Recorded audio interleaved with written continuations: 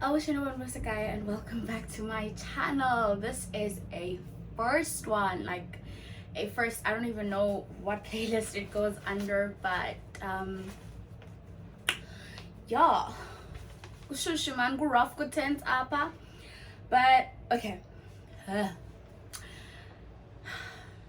if you don't know who I am by now, let me start by introducing myself. So for those of you who are stumbling on this video as the first video that you're seeing from me, welcome to the family, welcome Soulfulmates, welcome to my life, welcome to the parts of my life that I choose to show you guys. And if you're asking yourself, who am I? My name is Muriel Langa, the Soweto baby, that yellow bone lady that went to private school but still makes spelling errors, but that's okay because it still clocks in the bank. I mean, I live in South Korea. I still make the money. You understand?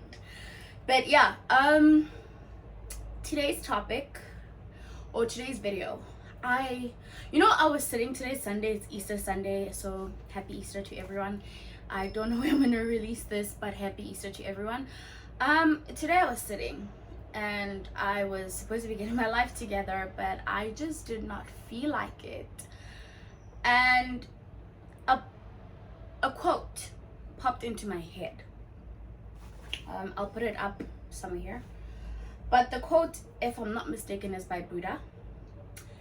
And he said, holding on to anger is like drinking poison and expecting the other person to die. That hit me. That hit me for so many reasons, guys. I'm so sorry.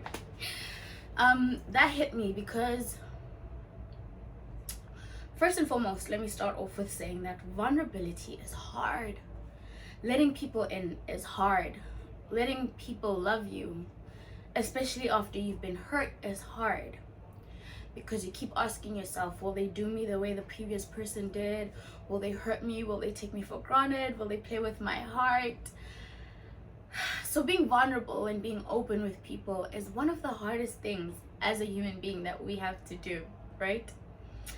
And so if you guys have watched my videos, which I will link up the first one here, I was in a 3-year secret relationship that my family didn't know about, and I was dealing with the person for about 6-7 years, and it took me finally coming to Korea to get rid of that person, and that person is my ex. So I know most of us go through breakups, and the one thing we think about when we go through breakups is that I need closure, I want closure. And guys, the way this person, as much as I hurt him, I can acknowledge the fact that I also hurt him, but the manner in which he hurt me scarred me, still scarred me. I still have trust issues. I still have a brick wall up when I'm talking to guys or when I'm getting to know guys. I don't want them to get close because I don't want to be vulnerable. I don't want to let a person in, and guys, that is so not healthy. And I think one of the times why I thought I was still dealing with him even after we were over was because I was so obsessed with the idea of closure, right? We are told that we need closure in order for us to feel better about the fact that we are over, or that he walked away, or that he cheated, or that he started dating someone else behind your back, or that whatever. You're told that you need closure so that you can move on. I used to be so obsessed with it that I fell back into the trap of allowing him to basically still have access to me. Okay, so basically by the title, you guys would read is my open letter to my ex, or an open letter to my ex. Whether or not he will see this, I really don't care, but this is more for me and my closure and my well-being.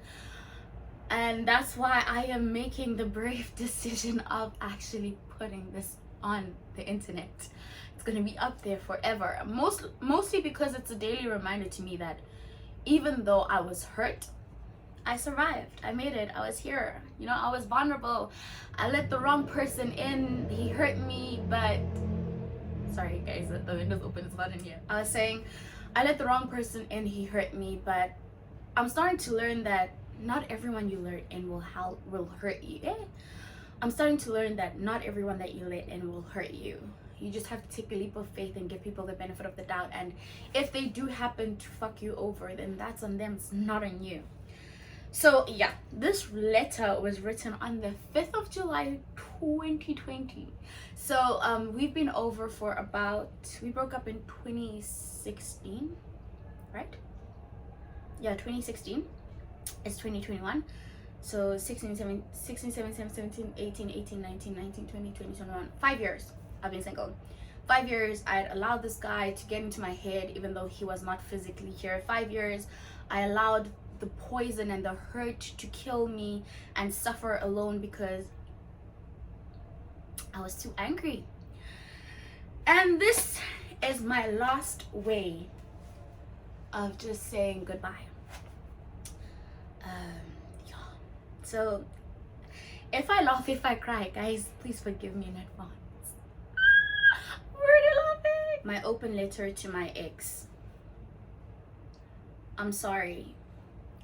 I'm sorry for the times I hurt you, for the times I disliked you when I fell short, for not showing you love when you needed it most, and for my toxic traits and my hurtful words and my backward ways. Thank you for teaching me how to love and be loved, for making me smile and all the good times we shared. I will cherish them forever. You will always be my favorite mistake. Thank you for breaking my heart and making me cry, for breaking me down and causing me pain. I did not understand it before, but it's all making sense now. I was exactly where I needed to be.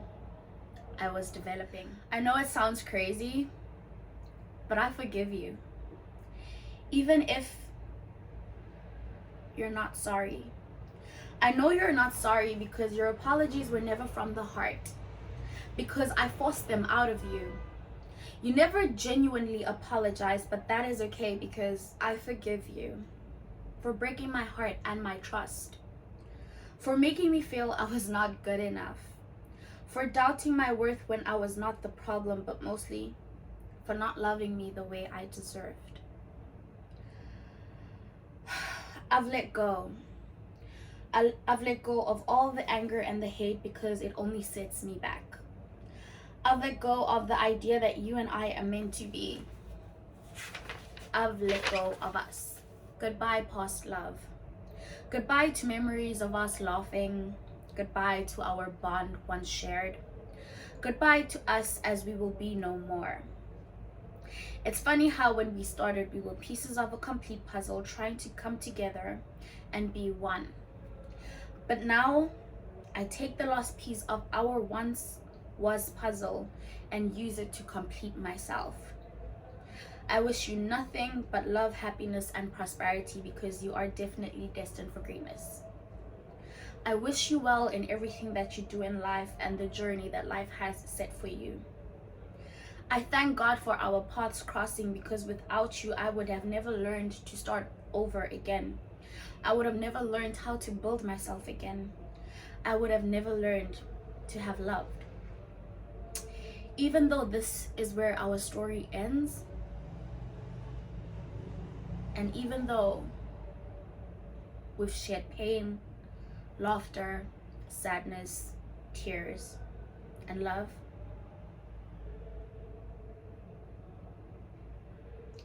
this is it. This is my closure. And this is my goodbye to you, to us, to what used to be. Yeah. Okay, sorry.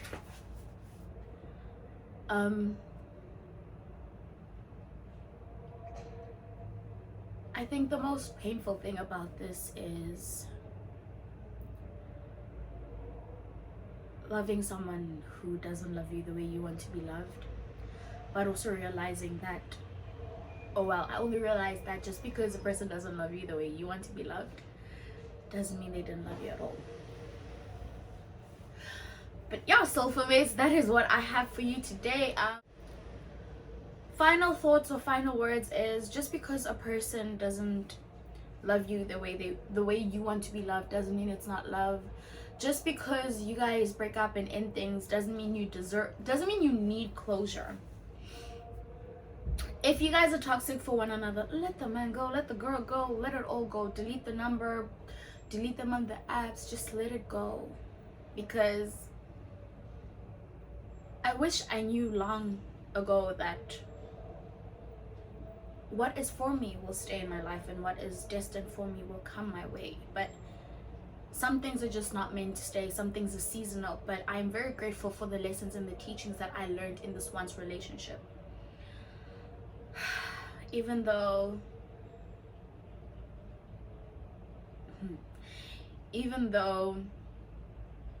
we were once in love, even though I loved him once upon a time, it doesn't all have to go to waste.